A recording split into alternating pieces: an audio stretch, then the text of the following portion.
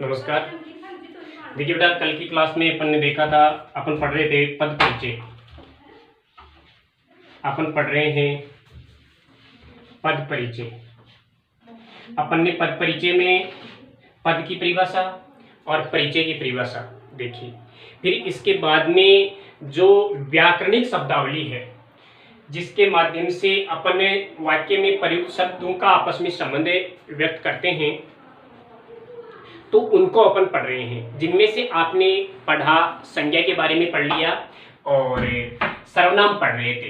तो देखिए बेटा, आपने सर्वनाम के भेद पढ़े थे पिछले क्लास में।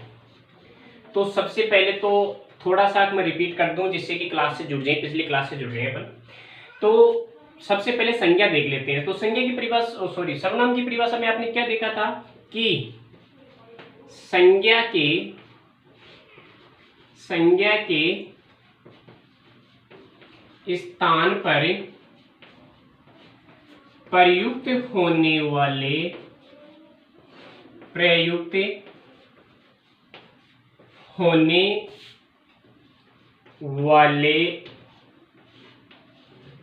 शब्दों को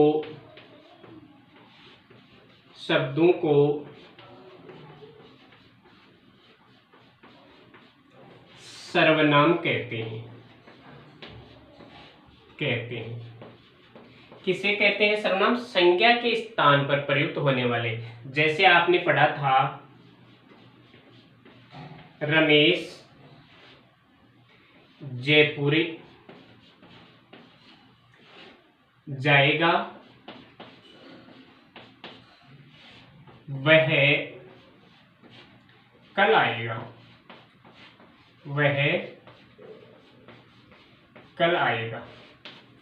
अब देखो, यहां रमेश तो क्या है? संज्ञा है, ठीक है। लेकिन आगे जो ये शब्द आया है, यह किसके लिए? वह कल आएगा। यहां कहते हैं रमेश जयपुर जाएगा, लेकिन आगे आपने लिख दिया कि वह कल आएगा। अब देखो, वह शब्द किसके बारे में? कौन आएगा कल? वह कौन? रमेश आएगा। तो यानी यहां संज्ञा के स्थान पर, यानी संज्ञा शब्दों को दोबारा नहीं लिखा जाए, इसलिए सर्वनाम शब्दों का प्रयोग अपन करते हैं। तो ये सर्वनाम शब्द होते कौन से हैं? जैसे वह, मैं, मेरा, उसका, कुछ, कौन है, जो, जब, तब। ये सारे शब्द कौन से होते हैं? बस सर्वनाम शब्द होते हैं, जो संज्ञा के स्थान पर प्रयुक्त होते हैं। फिर आप देख रहे थे सर्वनाम के भेद।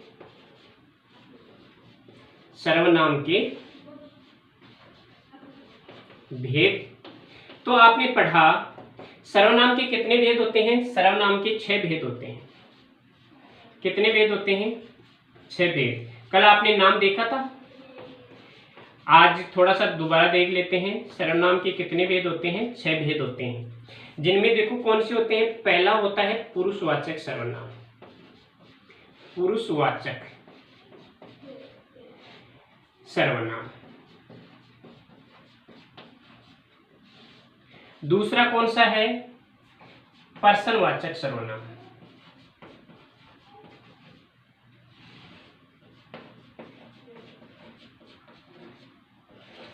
तीसरा कौन सा है? निजवाचक सर्वनाम।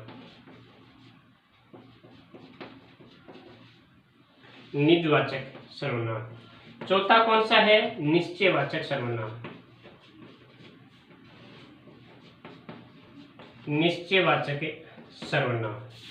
पांचवा कौन सा है? अनिश्चयवाचक सर्वनाम।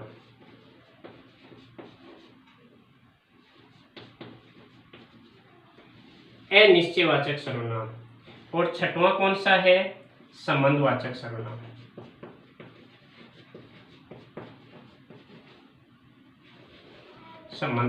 तो बेटा ये 6 सर्वनाम होते हैं। पुरुषवाचक सर्वनाम, निजवाचक सर्वनाम, अनिश्चयवाचक, पर्सनवाचक, निश्चयवाचक और संबंधवाचक। अब अपन इन सब का विस्तृत रूप में अध्ययन करेंगे। तो देखिए अपन पढ़ते हैं सर्वनाम के भेद। तो आपने पहला भेद कौन सा पढ़ा? पहला भेद है आपका पुरुषवाचक सर्वनाम। पुरुषवाचक सर्वनाम। देखिए पुरुष 3 होते हैं। पुरुष कौन से होते हैं? कितने होते हैं? पुरुष 3 होते हैं। कौन से होते हैं? नंबर एक है प्रथम पुरुष सर्वनाम। पुरुषवाचक सर्वनामों में आप पढ़ रहे हैं जिनमें पहला है उत्तम पुरुष या प्रथम पुरुष है, यानी उत्तम पुरुषवाचक सर्वनाम या उत्तम पुरुष। दूसरा कौन सा है? मध्यम पुरुष। और तीसरा कौन सा है? अन्य पुरुषवाचक सर्वनाम। अब यहां क्या है देखिए, जो उत्तम पुरुष है, उत्तम पुरुष होता है वक्ता, यानी बोलने वाला।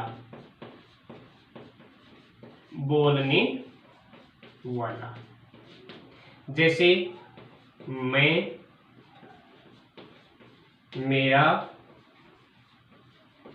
मुझे, मैंने,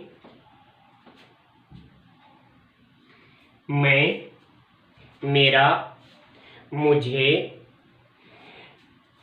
मैंने, हम, हमारा,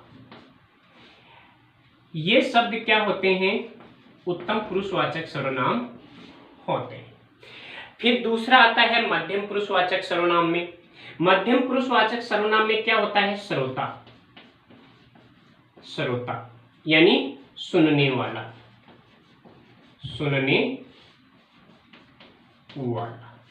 अब सुनने वाला, भाई मैं जो बोल रहा हूं ये शब्द आप तक पहुंच रहे हैं, आप श्रोता हो गए, ठीक है। तो आपके लिए जो शब्द प्रयुक्त किए जा रहे हैं, सर्वनाम शब्द आएंगे, वो तुम, तुम्हारा, तू, तुम्हें। जैसे तू, तुम, तुम्हारा और तुम्हें, ये शब्द क्या हैं? ये मध्यम पुरुषवाचक सर्वनाम में नहीं। अब यहां तीसरा क्या है? अन्य पुरुषवाचक सर्वनाम। अन्य पुरुषवाचक में क्या होता है? वक्ता व श्रोता के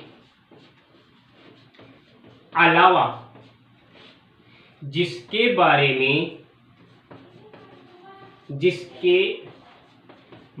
में वक्ता व श्रोता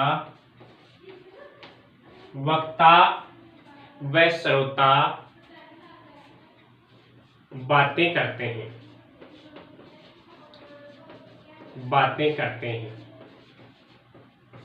देखो अपन हैं, आप हैं और मैं हूं, आप और मैं दोनों हैं। जब आप और मैं दोनों इस बारे में चर्चा करेंगे, आप और मैं किसी अन्य के बारे में, जैसे अपन चर्चा कर रहे हैं कि उस क्लास में वह विद्यार्थी बैठा हुआ है, वह, तो अब यहां न तो आपके लिए शब्द आया है न मेरे लिए आया है, तो अपन वह यानी उसके लिए जो शब्द प्रयोग कर रहे हैं वह शब्द है वह, वे, उसका, उसकी, यानी वक्ता व श्रोता के अलावा अन्य व्यक्ति जिसके बारे में वक्ता व श्रोता बातें करते हैं।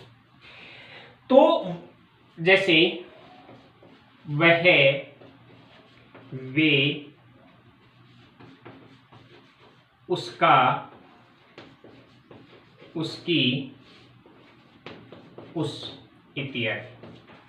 तो ये जो बातें होती हैं ये पुरुषवाचक सर्वनाम में। तो दोबारा से देखिए, अगर आपके वाक्य में ऐसे शब्द आते हैं तो उनके लिए क्या करें। देखो, मैं, मेरा, मुझे, मैंने, हम, हमारा, यानी वक्ता के लिए प्रयुक्त होने वाले शब्दों के लिए लिखेंगे अपन उत्तम पुरुष।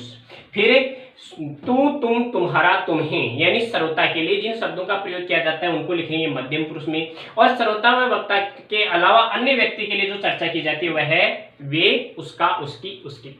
इनके बारे में चर्चा करेंगे, वो क्या होगा अन्य पुरुष में। फिर दूसरा सर्वनाम आता है, दूसरा है निजवाचक सर्वनाम। निजवाचक सर्वनाम। अब इसमें क्या होता है, देखिए बेटा, वक्ता जो है, वक्ता जिन शब्दों का प्रयोग अपने स्वयं के लिए करता है, यानी वे सर्वनाम शब्द जिनका प्रयोग वक्ता स्वयं के लिए करता है, वे सर्वनाम शब्द, वे सर्वनाम शब्द जिनके बारे में, वे सर्वनाम शब्द जिनका प्रयोग, वे सर्वनाम शब्द जिनका प्रयोग,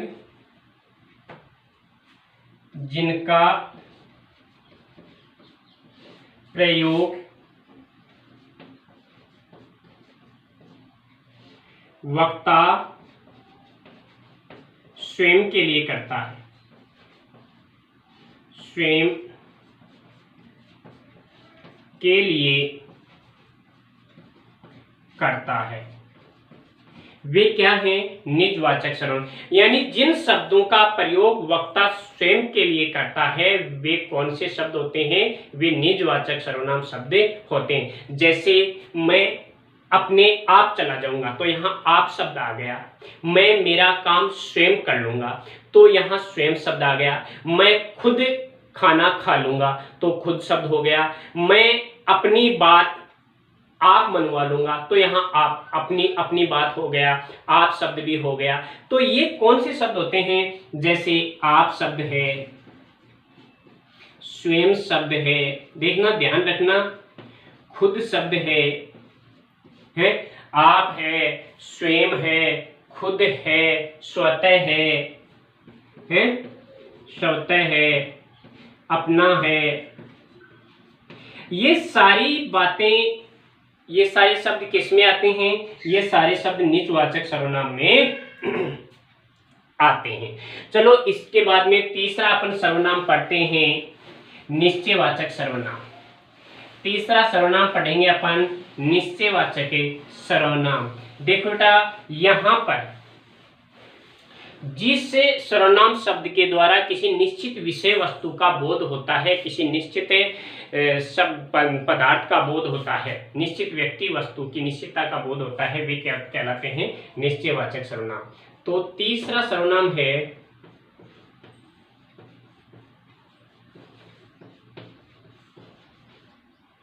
निश्चयवाचक सर्वनाम।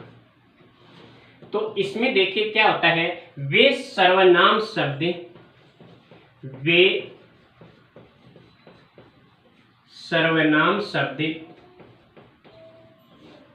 जिनके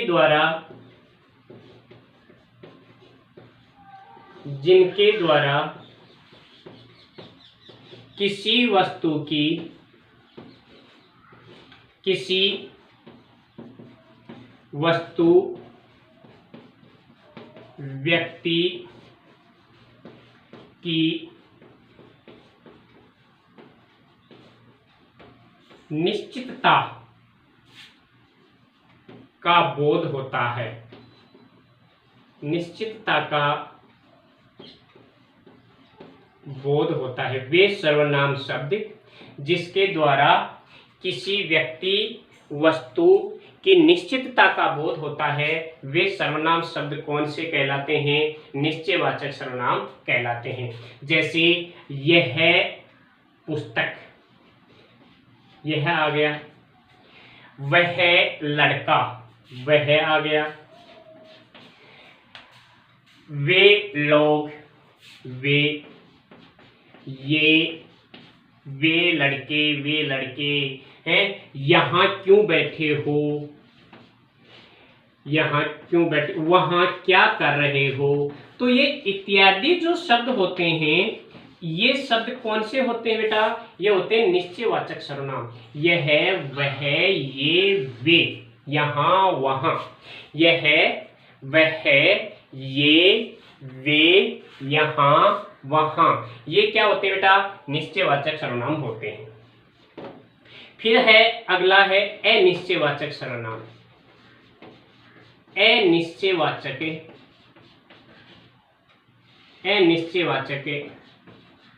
सर्वनाम।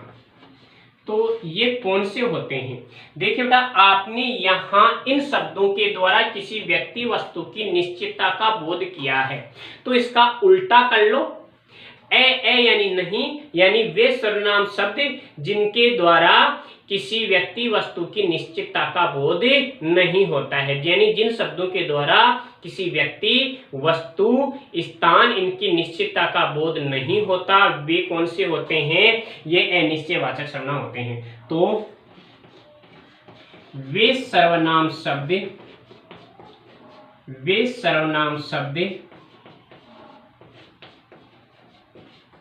जिनके द्वारा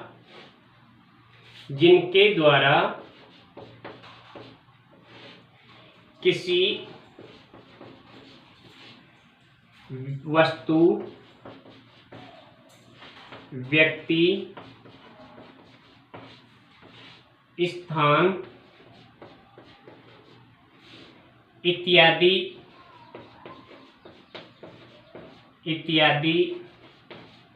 की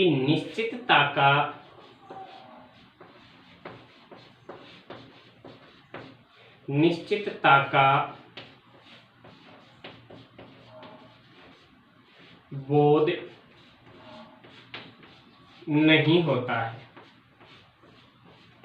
निश्चितता का बोध नहीं होता है। देखिए, इसमें कुछ गिने चुने शब्द आते हैं जो अनिश्चय होते हैं, जैसे कोई आ रहा है,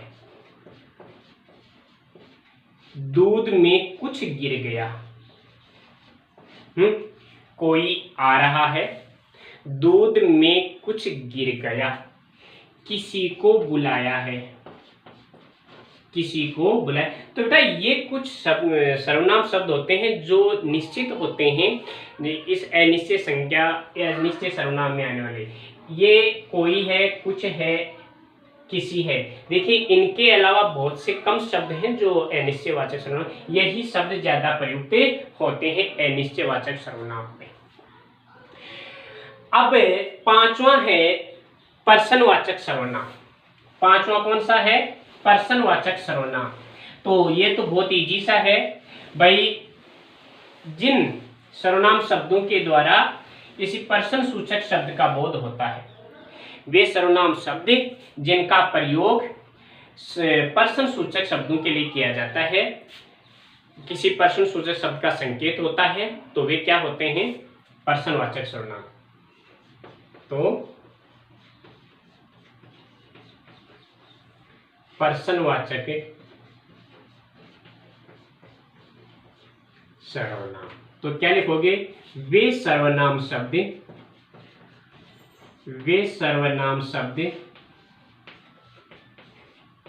जिनके द्वारा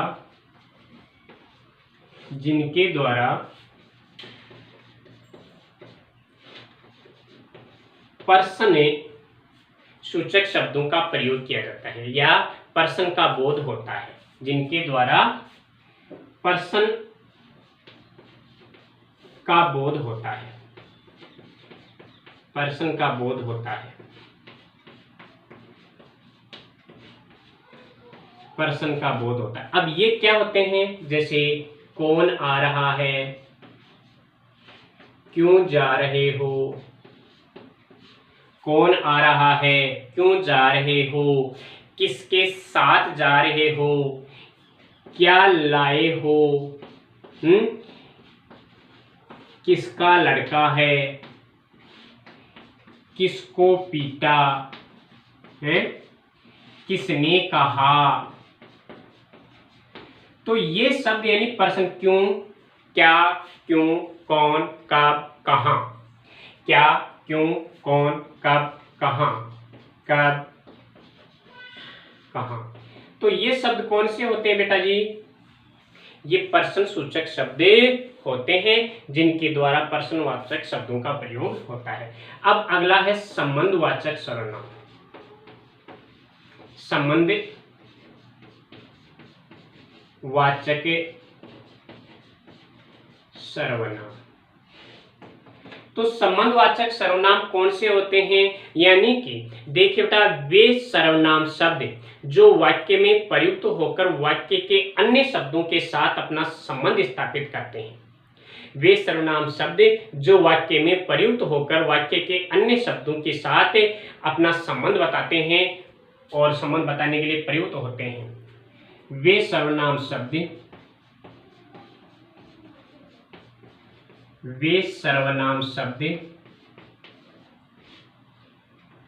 जो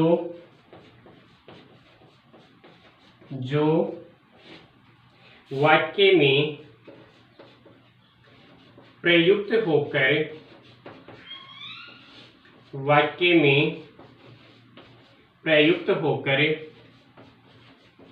वाक्य के अन्य शब्दों के साथ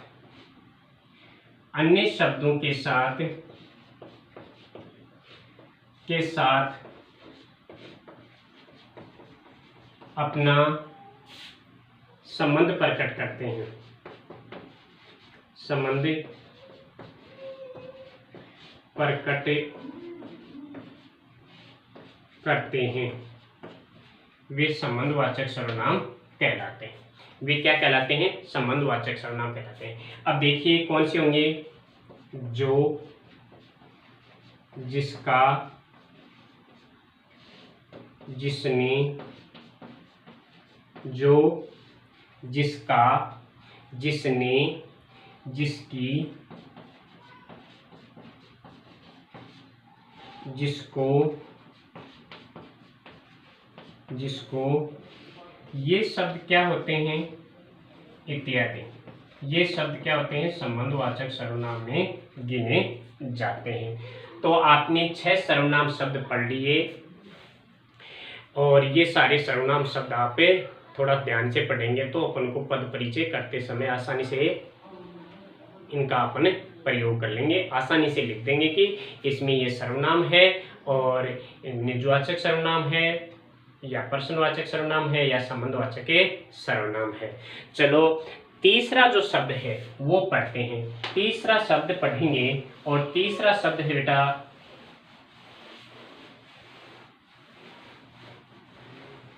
तीसरा शब्द है विशेषण। विशेषण क्या है? बहुत इजी सी बात है, आप तीसरी क्लास से ये बातें पढ़ रहे हो। विशेषण किसे कहते हैं? तो देखो बेटा, विशेषण किसे कहेंगे?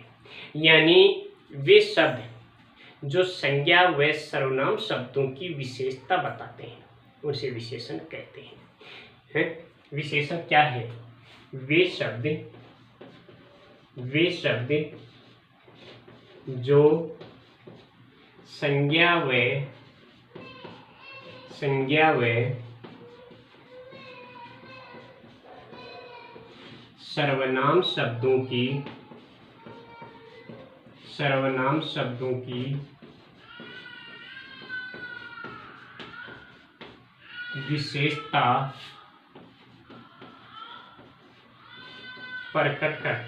सर्वनाम शब्दों की विशेषता प्रकट करते हैं। वे क्या कहलाते हैं? विशेषण कहलाते हैं। वे शब्द जो संज्ञा व सर्वनाम शब्दों की विशेषता प्रकट करते हैं वे क्या कहलाते हैं? वे विशेषण कहलाते हैं। जैसे काला घोड़ा,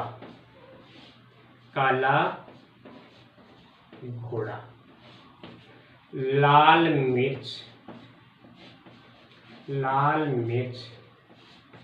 लंबी लड़की, लंबी लड़की, होशियार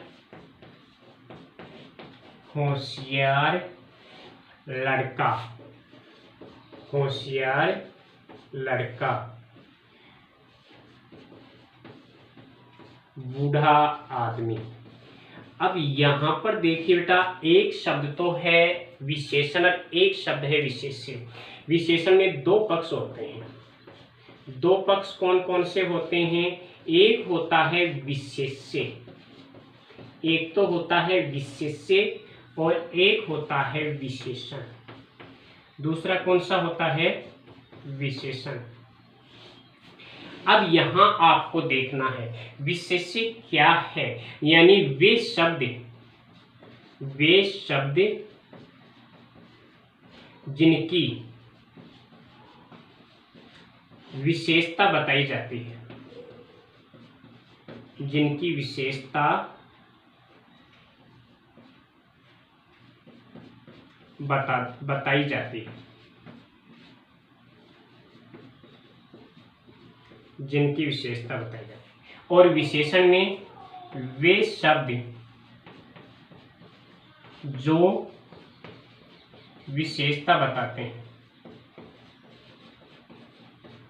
जो विशेषता बताते हैं। तो ऊपर मैंने उदाहरण लिखे हैं, बताओ। यहाँ काला घोड़ा, किसकी विशेषता बताई जा रही है? घोड़े की विशेषता बताई जा रही है। इसलिए ये तो क्या हुआ, घोड़ा तो क्या है? विशेष्य, और काला क्या है? विशेषण। लाल मिर्च, तो यहाँ मिर्च तो क्या है? विशेष्य, लाल क्या है? विशेषण। लंबी लड़की, लड़की तो क्या है? विशेष्य, और लंबी क्या है? विशेषण। होशियार लड़का, होशियार शब्द यहाँ विशेषण और लड़का यहाँ विशेष्य। बूढ़ा आदमी, आदमी यहाँ विशेष्य और बूढ़ा यहाँ विशेषण। तो जिन शब्दों के द्वारा संज्ञा व सर्वनाम शब्दों की विशेषता बताई जाती है, वे शब्द क्या कहलाते हैं बेटा? वे शब्द विशेषण कहलाते हैं। अब अपन पढ़ें विशेषण के भेद। विशेषण के भेद।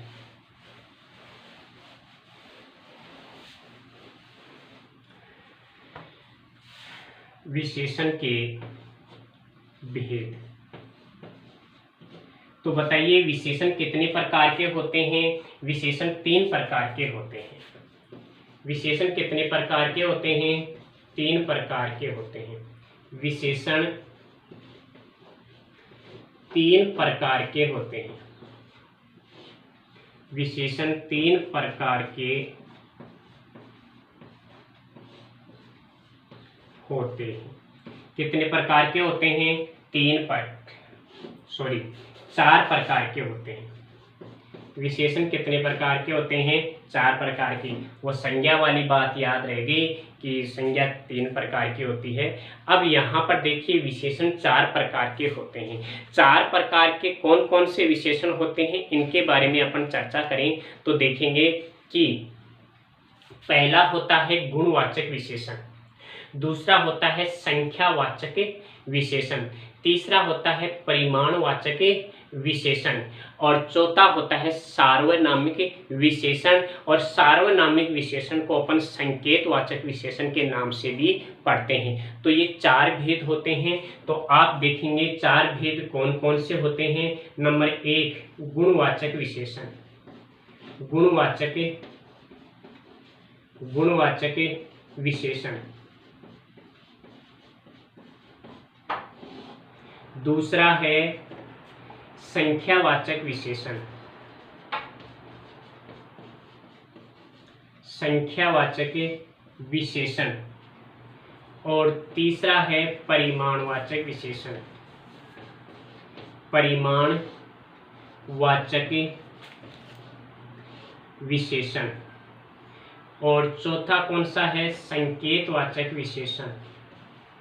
संकेतवाचक या सार्वनामिक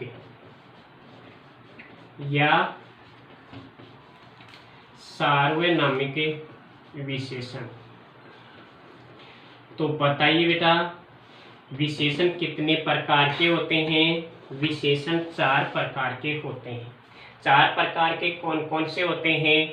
गुणवाचक विशेषण, यानी वे विशेषण शब्द जो किसी व्यक्ति, वस्तु, स्थान इत्यादि के गुणों का बोध कराते हैं, जैसे लंबा लड़का, होशियार लड़की, लाल मिर्च, काला घोड़ा। ये क्या है? गुणवाचक विशेषण के अंतर्गत आते हैं। अब दूसरा है संख्यावाचक विशेषण, यानी वे विशेषण शब्द जो किसी व्यक्ति, वस्तु, पदार्थ की संख्या का बोध कराते हैं। क्या कराते हैं? व्यक्ति, वस्तु, पदार्थ की संख्या का बोध कराते हैं, वे संख्यावाचक विशेषण कहलाते हैं। इसके भी 2 भेद होते हैं, निश्चित संख्यावाचक विशेषण और अनिश्चित संख्यावाचक विशेषण। फिर आता है परिमाणवाचक विशेषण। परिमाण का मतलब होता है मात्रा या मापतोल। परिमाण देखो, ऊपर आ रही है संख्या और नीचे है परिमाण, तो वहां संख्या का बोध होता है और यहाँ मात्रा या मापतोल का बोध होता है। तो यानी वे विशेषण शब्द जो किसी वस्तु की मात्रा या मापतोल का बोध कराते हैं।